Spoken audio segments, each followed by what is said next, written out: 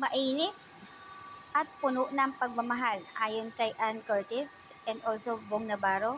Yun po ay binitawang salita na habang nakaharap si Kimi. Sagot naman ni Kimi, napaka-uwi naman, andyan lang tayo, laging nagmamahal.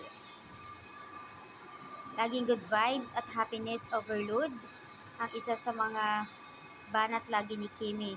Buti nilang talaga ang host si Kimi or else laging nilang tinutokso. Yung tipong habang tinutokso nila, binibiro si Kim, sabay nakangiti lang lagi si Kim. Kitang-kita mo sa kanya na inspired talaga siya. Napansin ng karamihan ang laging pagmamarites ng mga co-host about doon kay Kim Cho. Alam na alam talaga nila ang kwento ng buhay ni Kim ngayon. Damay-damay na ang mga co-host sa pagpanunokso kay Kim. May alam talaga sila. Kaya naman syempre tuwang-tuwa ang mga netizens, lalo na sa mga Kim-Pao fans dahil isa sa mga co-host ang may alam tungkol sa kanilang dalawa ni Paolo Abilino. At hindi pa rin matapos ang isyong proposal ni Paolo Abilino. Kaugnay nga doon na sinasabi nila kuha ng WWSK pero hindi talaga yun pinalabas hanggang ngayon. Kasi kung talagang sa scene na iyon ng WWSK dapat naipalabas na kasi kuha pa yun ng January 5. So, hindi malaman kung saan galing iyong proposal na iyon, kung bakit kalat na sa social media. Nakakatuwa lang isipin na yung lungkot dati na may pinagdaanan si Kim, kapalit naman ngayon ng kasiyahan.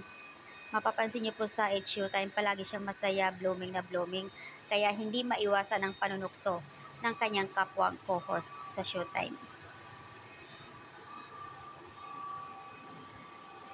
Mainit pa sa sikat ng araw ang tanghaling tapat kapag ang temperature ng puso ni Kimi. Marites naman si Kuya Bong, saka si OG Diaz. Malamang pinag-uusapan na naman nila bakit blooming si Kimi. At may pagbanggit naman din itong si Kimi, si Jong na kasalan na. Talaga, umpisa pa lang. Kung matatandaan po sa Showtime din, kumakailan lang ay sinasabi ni Kim, naglalaro ba kayo ng mahal-mahalan? Sabay tawa. Dapat daw hindi pinaglalaroan ang pagmamahalan, siniseryoso. Sabay ang ngiti naman ni Vice Ganda sa kanya. Alam na alam talaga nila, grabe ang kulitan ng Showtime.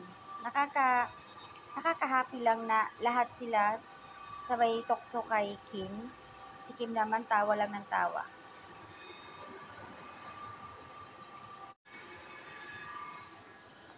At syempre naman lalong masaya si Kimi dahil nga kalat na sa social media. Although 2 months ago na ang pag-confirm at lalong kino-confirm ni Sian Lim na talagang sila na ni Iris Lee. At doon sa sinasabi ni Kim na may kinasal na tikbalang, I think sila na yon na parang malapit na ang kasal nila. Deserve nila yan, Kimi. Huwag kang mag-alala. Soon, kayo na rin ni Paolo ang ikakasal. Sana nga totoo yung mga sinasabing lumalabas sa video na proposal kayo ni Paolo.